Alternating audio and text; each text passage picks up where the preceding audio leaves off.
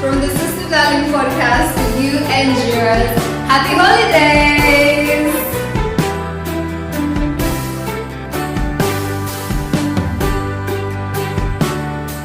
Coming up on the Sister Darling podcast. Welcome once again to the Sister Darling podcast December edition. Beyond the speaker, beyond the travel, expert. What I do on a daily with the parliament gives me joy on a daily. So, this is the moment. Find a better way of expressing your love. I promise I won't shoot. I They might. You are! Nobody believes that. Do not forget to share this one. Do not forget to like it. Do not forget to watch to the end. Everybody, give it up for me. Let me hold your hand, sister darling. Let me hold you close. Don't be afraid. I will sail the waves of you, sister darling, sister darling, sister darling. Good morning. How are you doing? Welcome once again to the Sister Darling podcast December edition. My name is Felicity Moody's and I am always so honored to be your host. Please, thank you in advance. Do not forget to share this one. Do not forget to like it. Do not forget to watch to the end because we're having a guest that is a woman that I truly admire and absolutely love and enjoy the work that she does. Everybody, give it up for Victoria.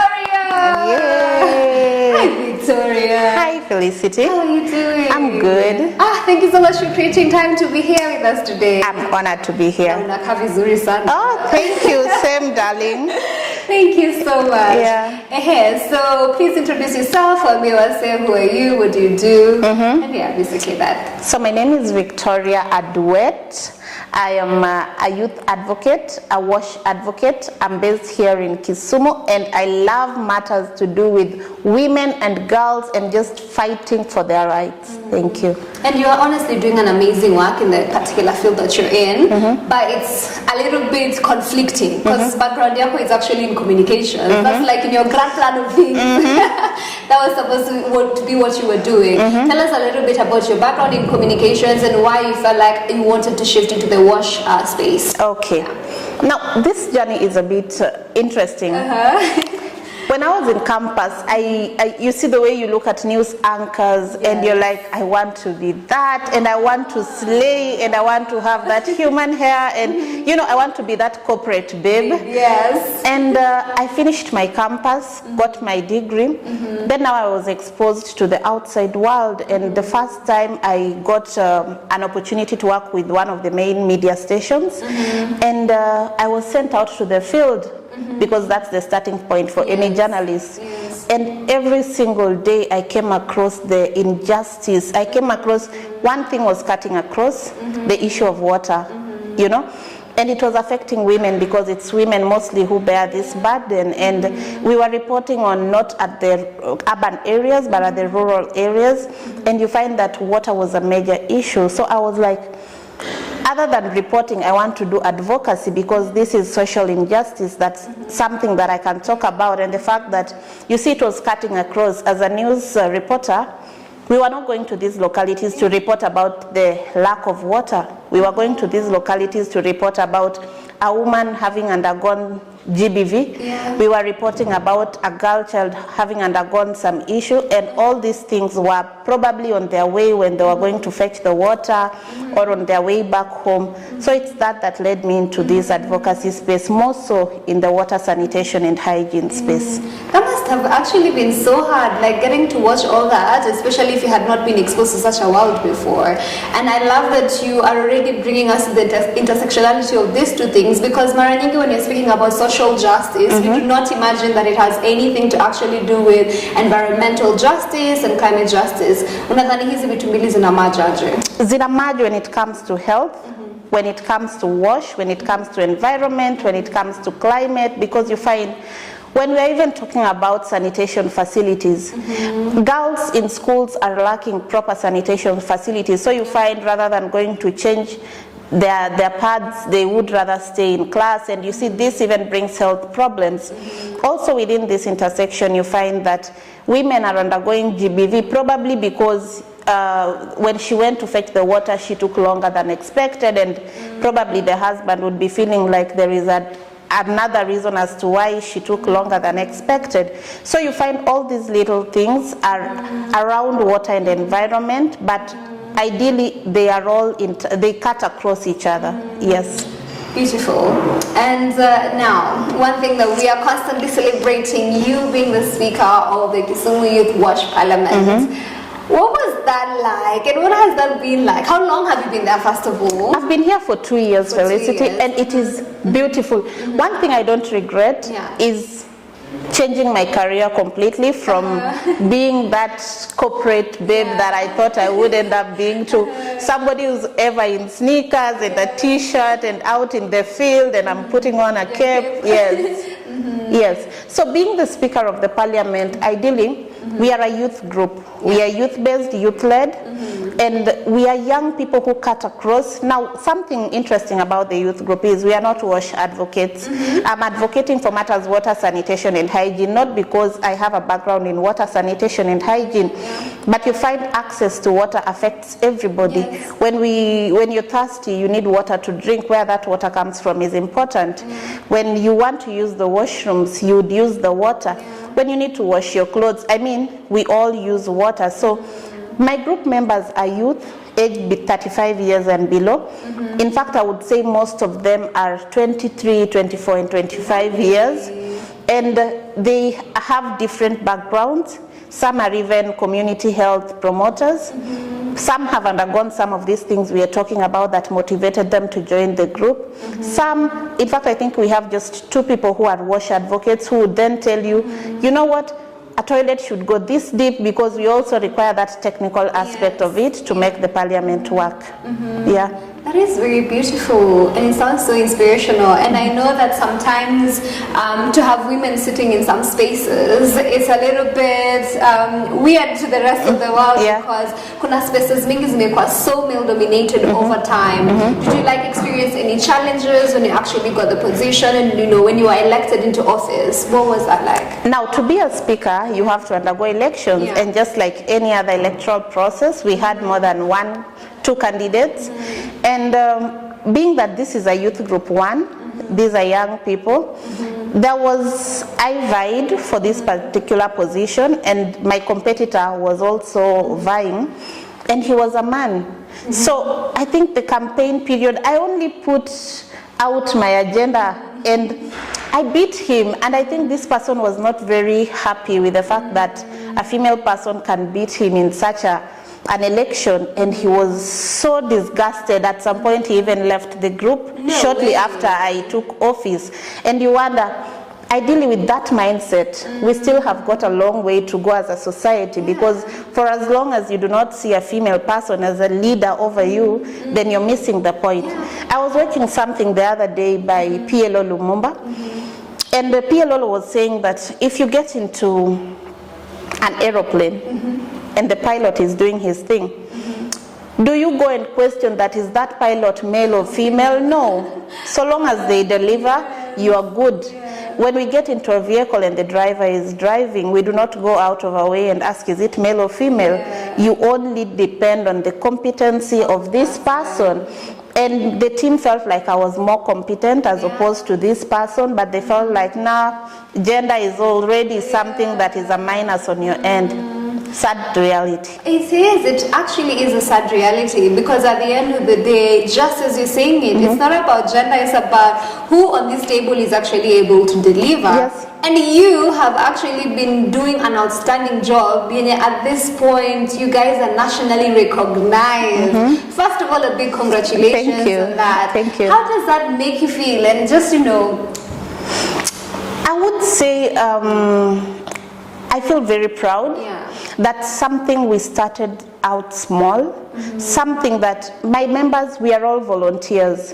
At no point do we have a donor that I would say channeled some funds to the institution, to the organization for us to do these things. So you find most of my members, they run their day-to-day activities, but when it comes to the activities of the parliament, then they're able to volunteer their time and even their resources to make some of these things work, to see smiles in the faces of the kids when we visit them and we carry goodies and we just have this wash advocacy. When we go to communities and we tell women, you know what? There is a solution to some of these problems. You know, when it comes to even the quality of water, the technology has very nice new things of like cleaning the water, so that these women do not have to undergo some of the problems or the difficulties they went through over time. That's beautiful. So I know that there are people who could potentially be wondering as well. So what does the parliament actually do on ground? Okay. Yeah. Now, as Kisumu Youth Wash Parliament, as I've said, we're a youth group. We deal with governance and advocacy mostly. We go out, number one, we have school projects. School projects here, I mean, we go to schools each and every month. Nice. And this was inspired by Angels of Sunset, I have to say, when they have their Read Aloud program, and we would go to a school that has visually impaired kids, and we would read storybooks to them, and that was very touching. So we said, other than spreading this gospel, we can also tell them about how to take care of our water resources, because water is an important aspect in the community. So when we go to these schools, number one, we teach them how to take care of their water resources, how not to waste the water, how to use the sanitation facilities well. Other than the schools, then we identify gaps in the society within the water sanitation and hygiene space. A good example that cuts across is sanitation facilities. You find a small ECD student going to the same sanitation facility with a class 8 student. And this ideally is not how it should be. We find that most institutions still do not have sanitation facilities that are only for female and only for male. So that segregation is something that we're still trying to ensure that the community actually considers, because it gives girls an easy time. Recently I visited a place in Uganda, and the sanitation facility for the female students even had a shower, had a changing room, and it was very beautiful. I was like, if I had grown up in such an environment, you would not shy away from things like menstruation. Other than that, as Kisumu Youth Wash Parliament, we conducted a summit last year. We brought together youth just to be active within the wash space, because some of these things we feel our grandparents or our fathers or the older generations are the ones who should take lead. So it even inspired, we have several youth parliaments around. Yes, we have youth parliaments in other counties, and that is a really good thing, because we want people to advocate for their rights at their community. We do not want to come from Kisumu and go to a given locality to help you advocate for your rights, but we want you to stand up and say this is wrong and this is right. Yeah. That is such impactful work. And now that we're really speaking about governance, are there like very specific reforms or policies that you guys have been able to push just to ensure when it comes to issues around water and sanitation and hygiene, we are at a better place as a people? Now let me tell you, Felicity, in Kenya we have good policies. The problem is implementation. If we would follow some of these rules and policies by the book, we would be somewhere very different. And you see things like sanitation, nobody talks about it. I mean, if you go to a hotel today, you'll use the washroom and you'll flush, and wherever that waste goes to, nobody cares. Yet you find that we have policies, we have the waste actors, you know. These people are existing, but you find that because our policies are there, but they're not being implemented as should, that is where the rot is. There's a time we did a walk around areas in Kisumu, and you find that so many people are connecting their toilets to water bodies or water run pathways, to rivers. We counted almost 18 of them.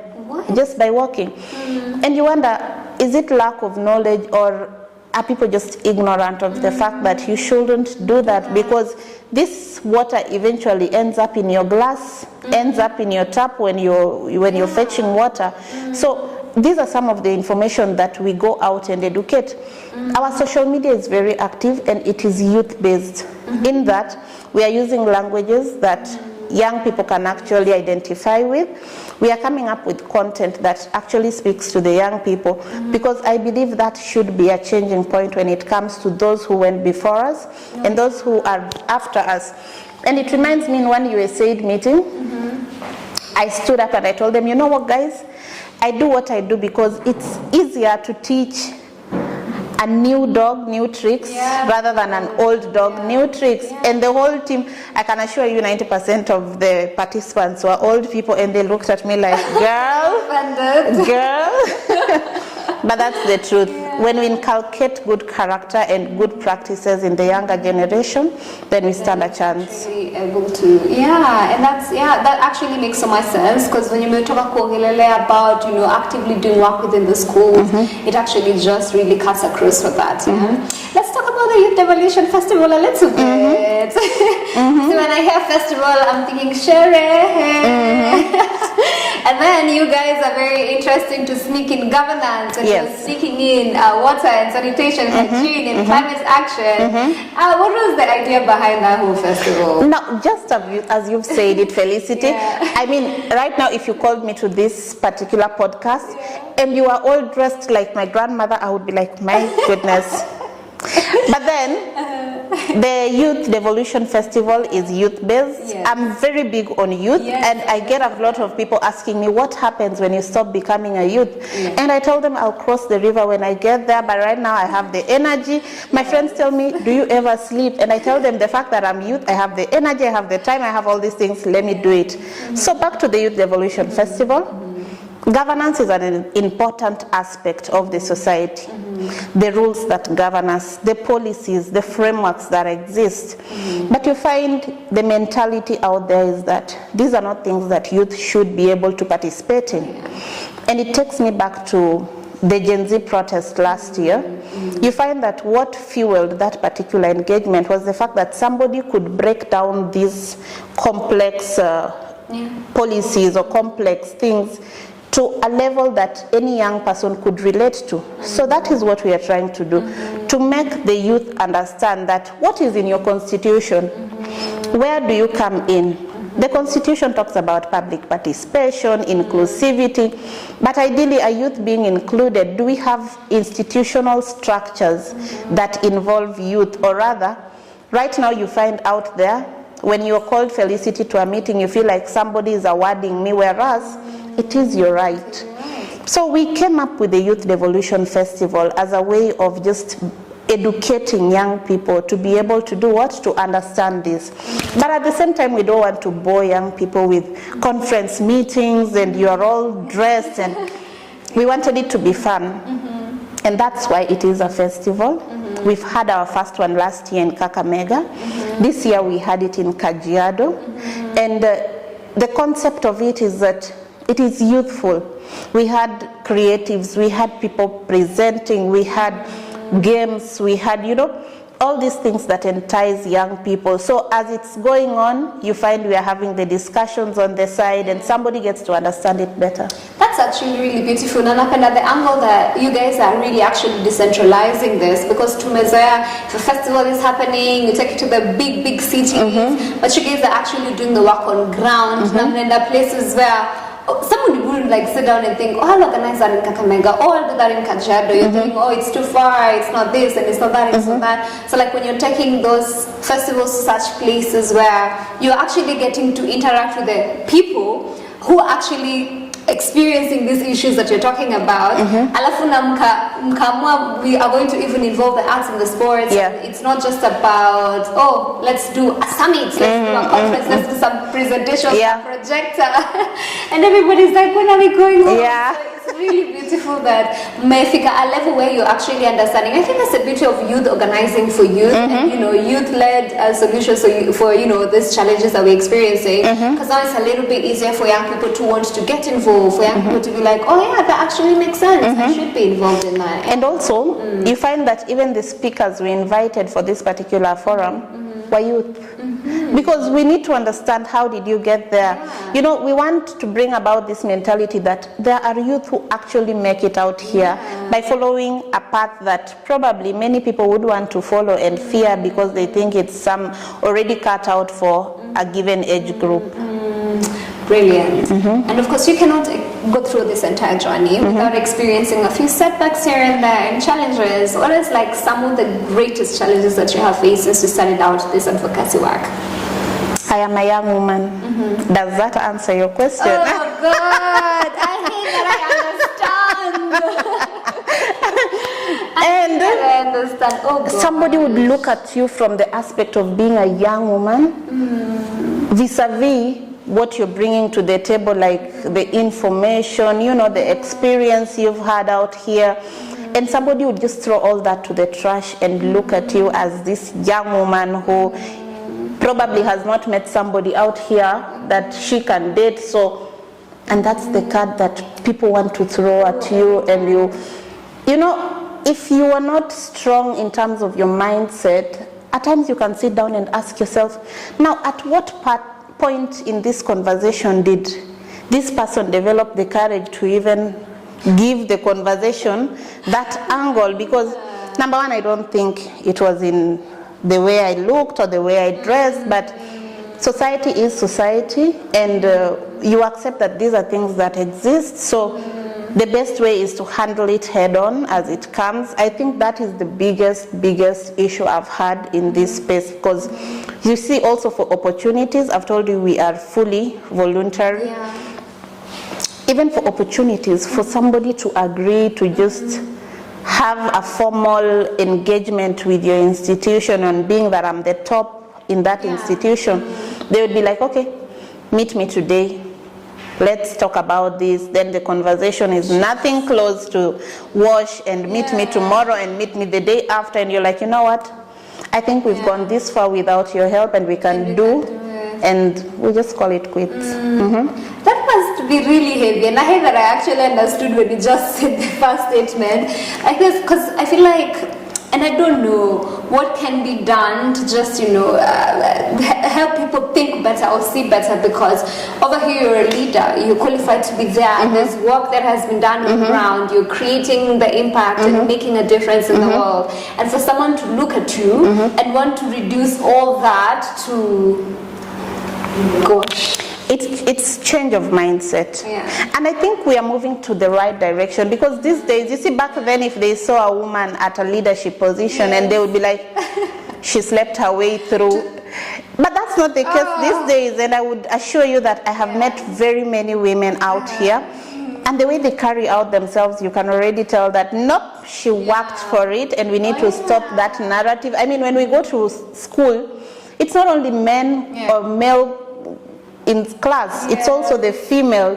So why don't you expect these people to excel in their career, in that when somebody excels, then you look for another reason to say as to why they've got to that particular point. So we are starting small. There are those baby steps, We're getting there. but we'll get there. Yeah, it's actually ridiculous. I recently saw some dude was doing it. He was like, every single time you sit somewhere and you say that woman slept her way to the top, you are negating the other aspect of it, that there was a man who was willing to withhold the promotion that someone actually deserved until they actually slept with someone to take them to the top. So everybody shifts and that has been the constant thing. Like the focus has always been, it's a woman, it's a woman, it's a woman, but people really never look at what's the contribution of men to this actually.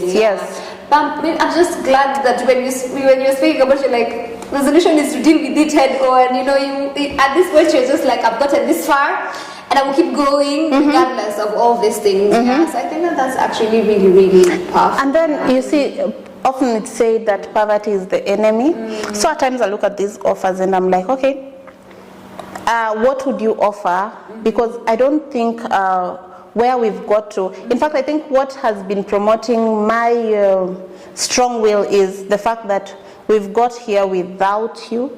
So we can still go ahead without me having to compromise, because compromising some of these things, just if the foundation is wrong, then I believe the whole system will crumble.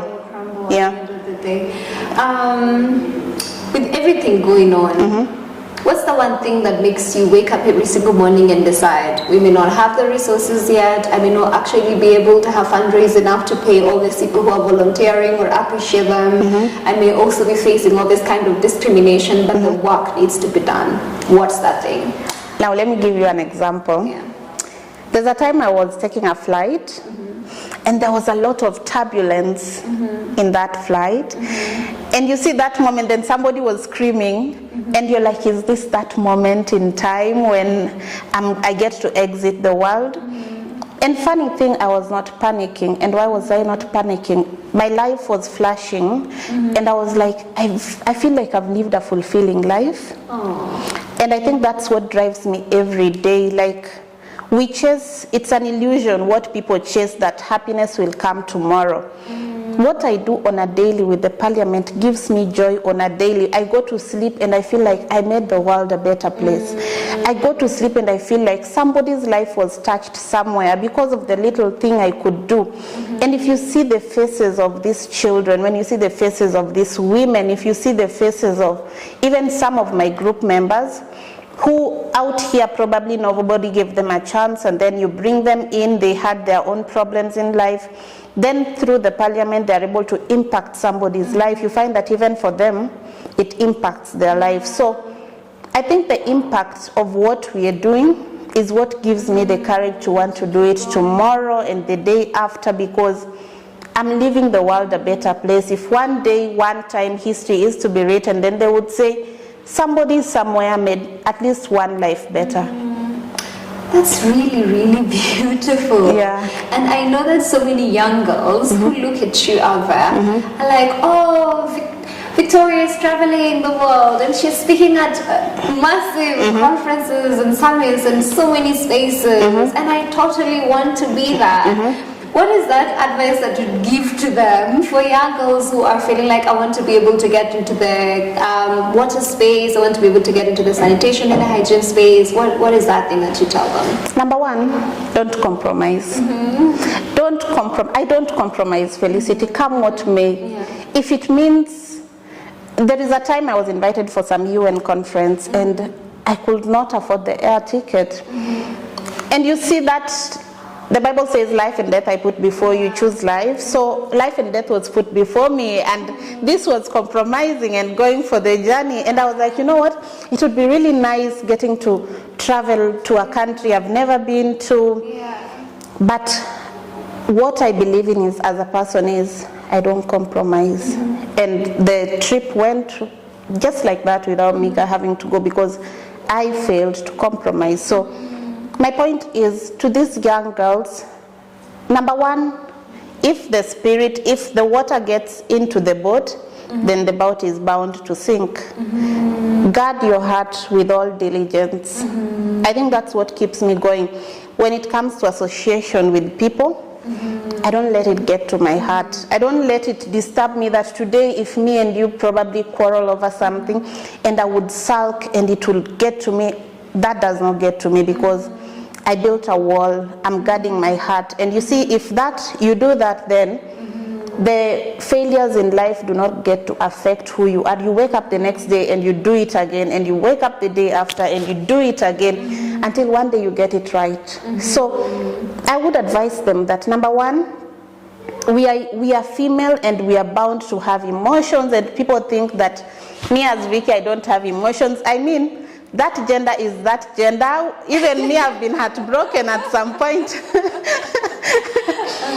I've undergone a heartbreak, not once, not twice. So yes, we are female and we are human beings and we experience these things. But the point is, you find a way of waking up the following day fresh and tackling, pursuing consistently. There's a time somebody told me a quote that I think I live with today, that dive. You will either swim or sink, but in the long run, most people swim. So you throw yourself in, and I think where I've got to in life, I have been throwing myself in. So these things are easier said than done, but it's a matter of throwing yourself in. It's like when you're investing and you say, you know what, I'm putting all my money in that, If it fails, Yeah. oh no. If it works, it's to my advantage. So life is all about, it's about taking the risk, you know, being consistent. Consistency works.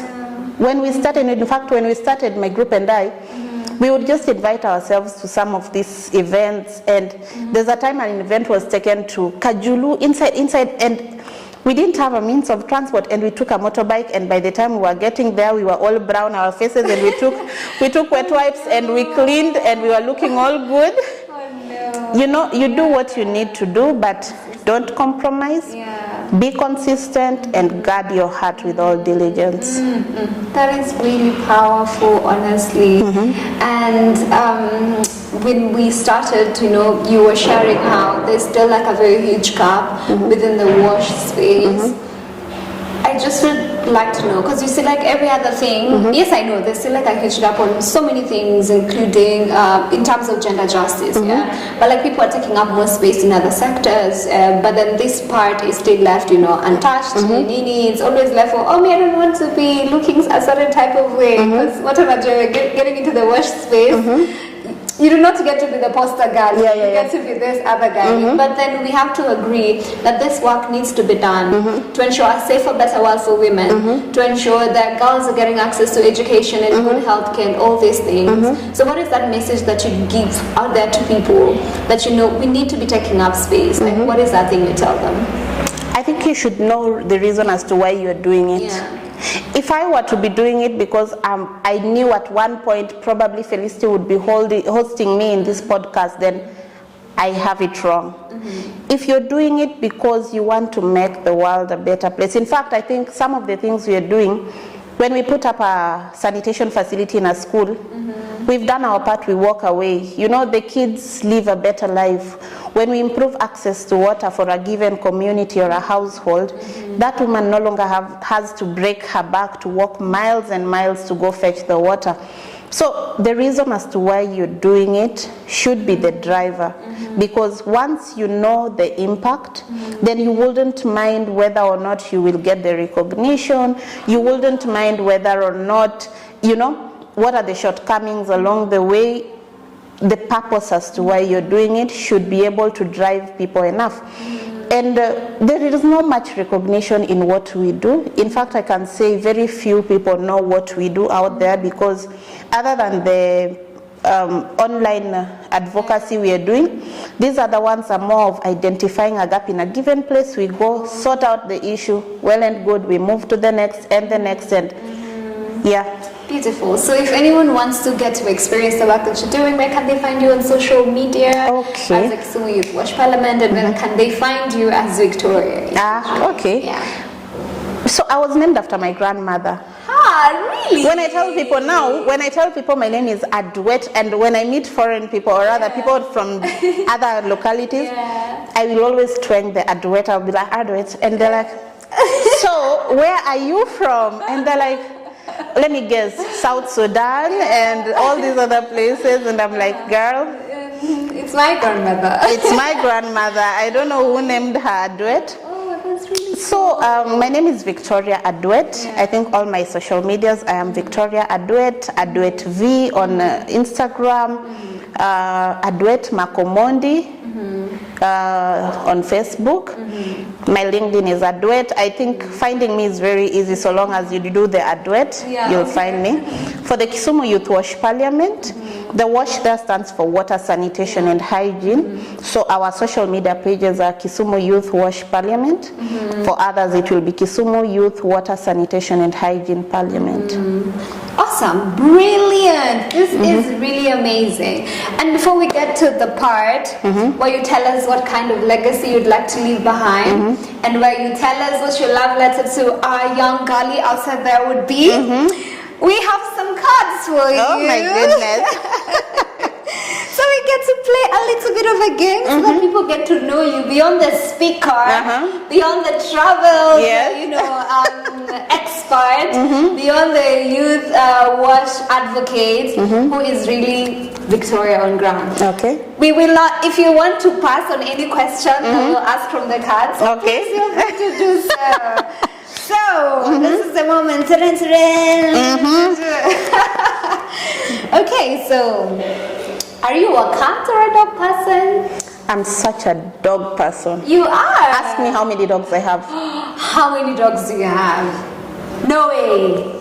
Are you serious? One is a Japanese Spitz, the white Chihuahua. Yes. The rest are Bobbles. Bobbles are these super big, huge dogs.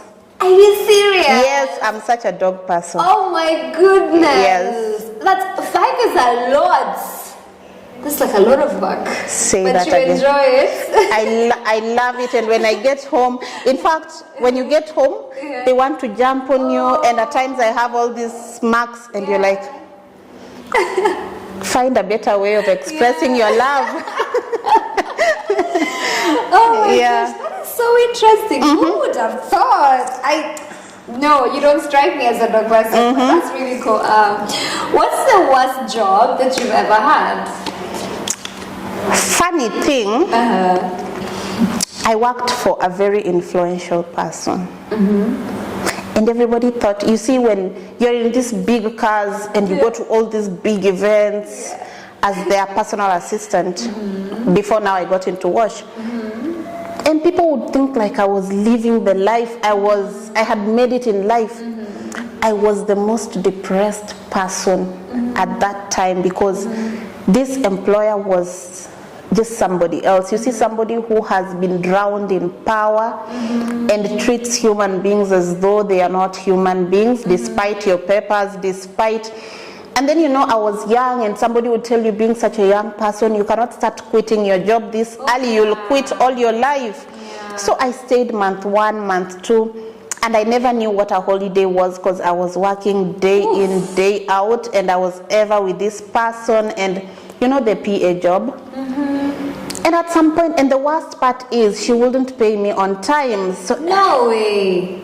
And we would go to a mall, and the people would approach me and be like, oh, please ask this person to get my daughter a job or my son a job. And I would smile and be like, yeah, I'll do that. But I was like, I wouldn't want anybody to experience. So in my life, I would say that was the worst job I ever experienced because this person ideally never treated me well.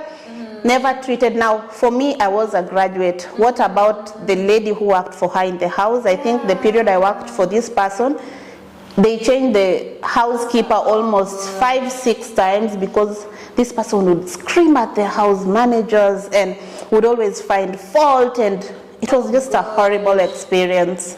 Oh God, I am so sorry you went through that. It sounds horrible. Did you eventually quit? I quit. Oh my goodness, I quit. I said, no way. I would no kill me here. I'm not dying.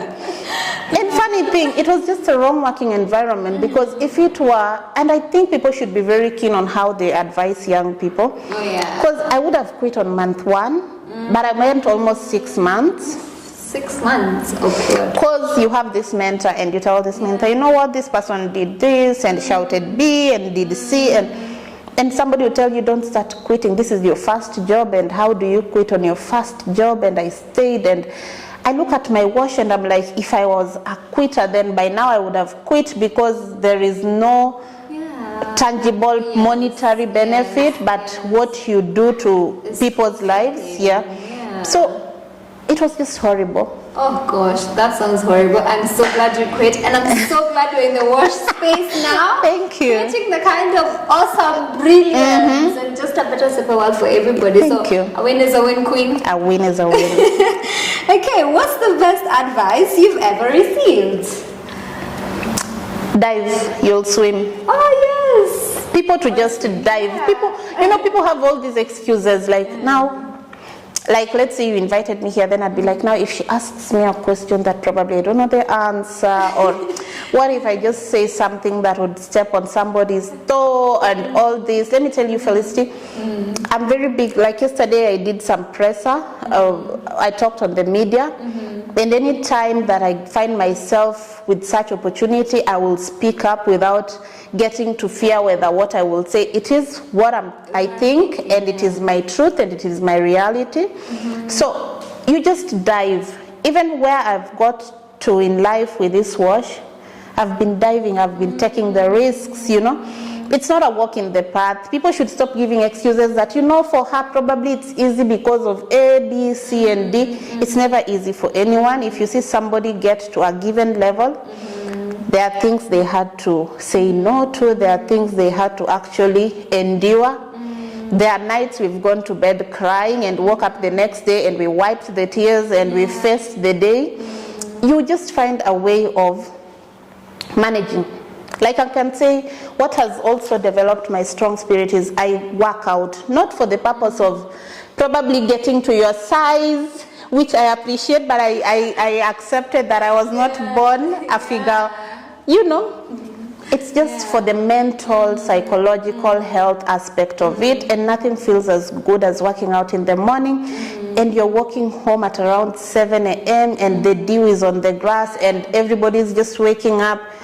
You start your day so nice. That is beautiful. Yeah. That is, oh gosh, I love that. Dive. Okay. What's something, okay, this is interesting. What's something about you that surprises people when they first hear it? That surprises people? Yeah.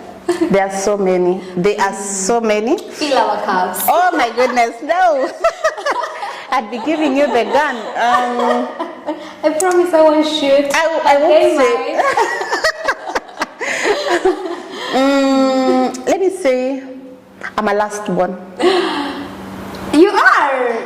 Nobody believes I'm a last born. They say you're too responsible to be a last born.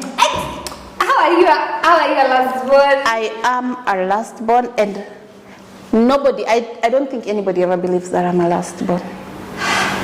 Okay, you were right. It will surprise you because I am shocked right now. I have 3 other siblings, an elder brother, another brother, a sister, then myself, and I am a last born. And I'm that person during the holiday, the family meetings. I'm like, you do this, and I delegate duties, and I'm like, probably as a last born. It's supposed to be the other way around. Imagine. Imagine. What? I am shocked. You were right. I am surprised. My flavor is gusted. Okay, so because you've already even started speaking about family. So what is the one family tradition you would like to carry on in the future? We eat together. For as long as we are together, at no point would you find that food has been served and person A goes to eat at 8:30, then person B goes at 9. No.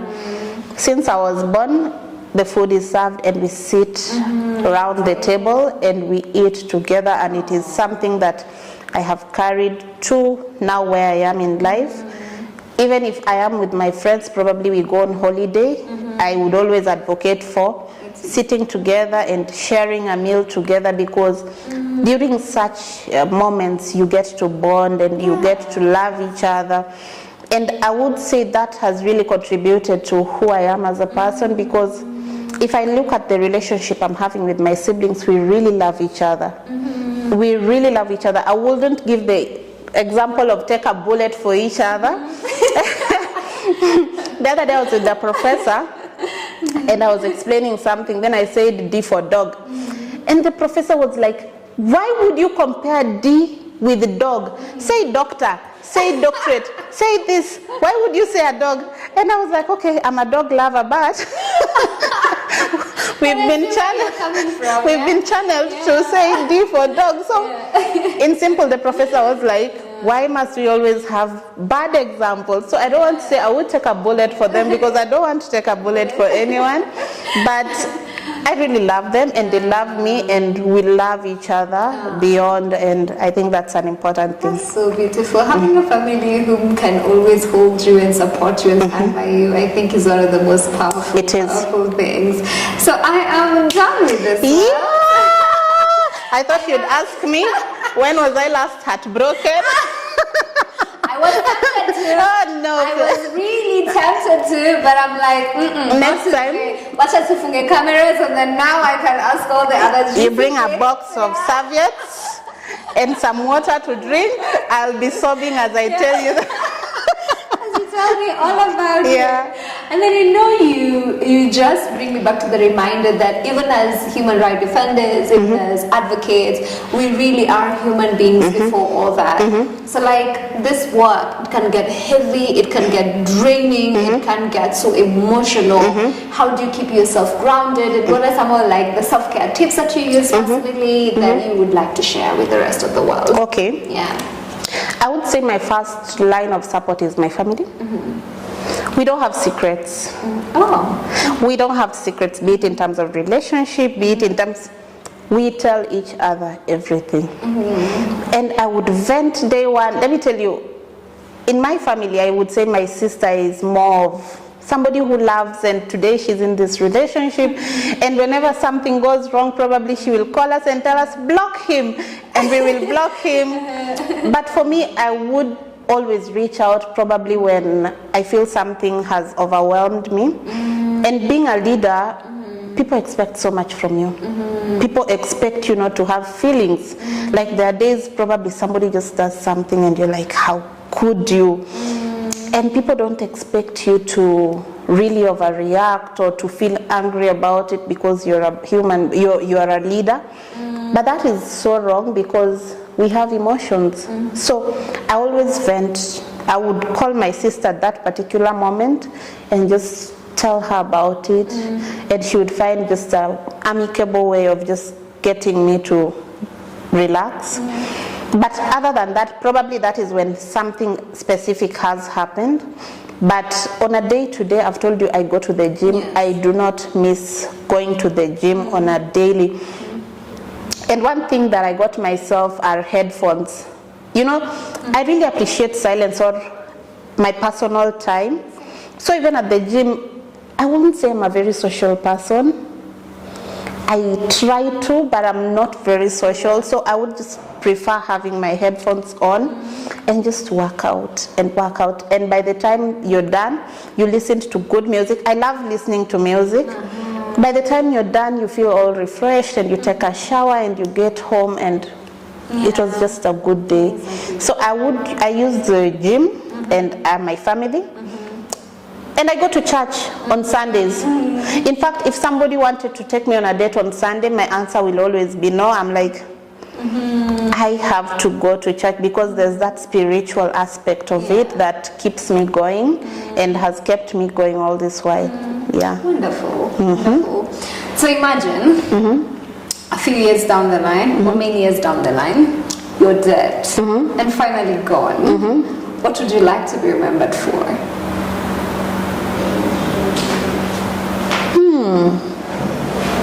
I would love if one day they say, people call me Shori Wamaji.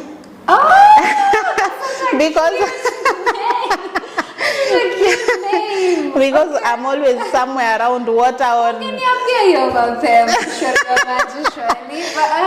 yeah, but I would like to be remembered for having done what's right without the cameras on me, you know, that one day, one time, a woman somewhere would say, I would walk for miles, but right now I'm able to access water at my doorstep. That a kid somewhere would say, for the first time as a girl, my confidence has been uplifted because I no longer have to shy off when it comes to menstrual hygiene because we have proper facilities in our institution. That out there a youth can stand up and speak up and say, you know what, Lake Victoria is not getting polluted because we stood out and we talked about the pollution, you know, and we took care of our water resources because, as we said, all these things cut across. And if we do not leave those taps running, if we do not throw waste where it's not supposed to be, because be it solid waste or liquid waste, it ends up in our waterways. And the moment that happens, then we are putting the future generation at risk because then they will buy water in an expensive way or they'll not have that water. So I want one day I be remembered for standing for what is right, first of all. And secondly, for just creating a difference in my society, even if it was in the life of just one person. Oh, beautiful. That's so amazing. And yeah, this has been really beautiful. But of course, we cannot finish without writing the letter, because we are sister, darling. So if you were to write a love letter to a sister out there, what would your first sentence sound like? Oh my goodness, you're taking me back to the day. Did you ever write letters back in the day? I shall neither deny nor confirm nothing. You're making me nostalgic. Now, I'm trying to look at all the sisters you've hosted, and let me just bring one to. What would the first line be like?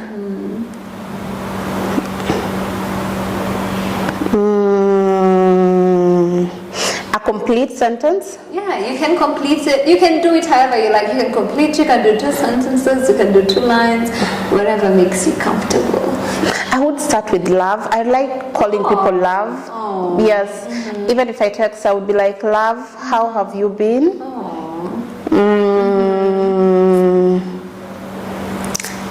Okay, now the sentence would go.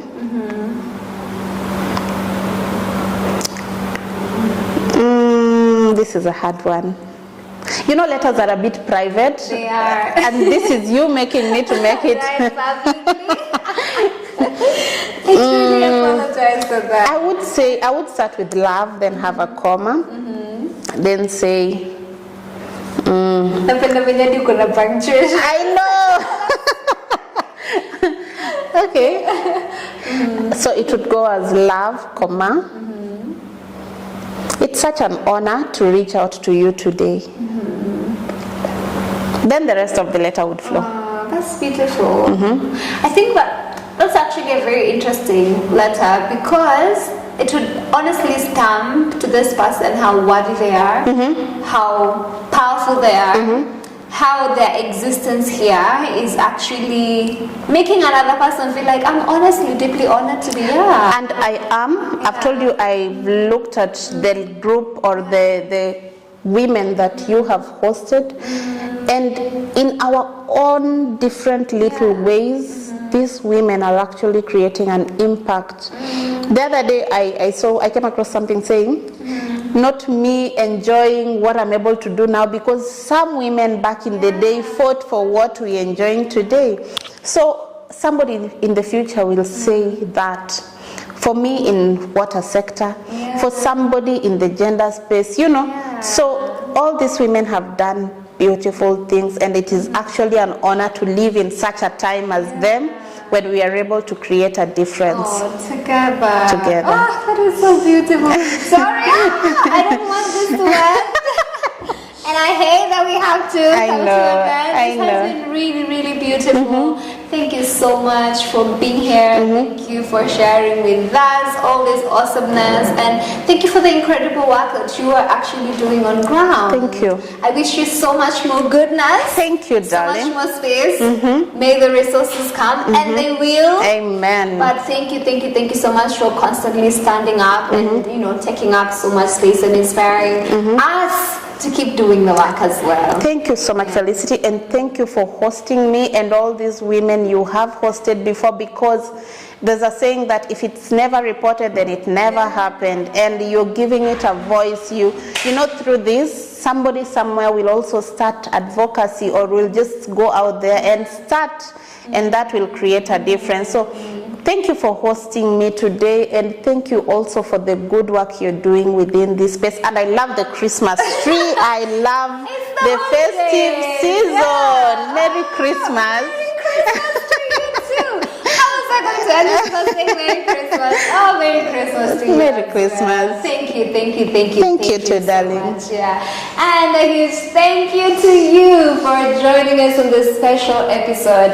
Like, let me tell you, if you didn't want to stamp it before, now is that moment. Remember that gender justice is honestly directly connected to what we are actually actively doing in the wash space as well. So please, when you're thinking about it, don't forget to think about it in that angle, as Victoria has so beautifully put it. Thank you so much for joining in. I cannot wait to see you guys again in January. For now, Merry Christmas, everybody, and Happy Holidays. Happy holidays. Let me hold your hand.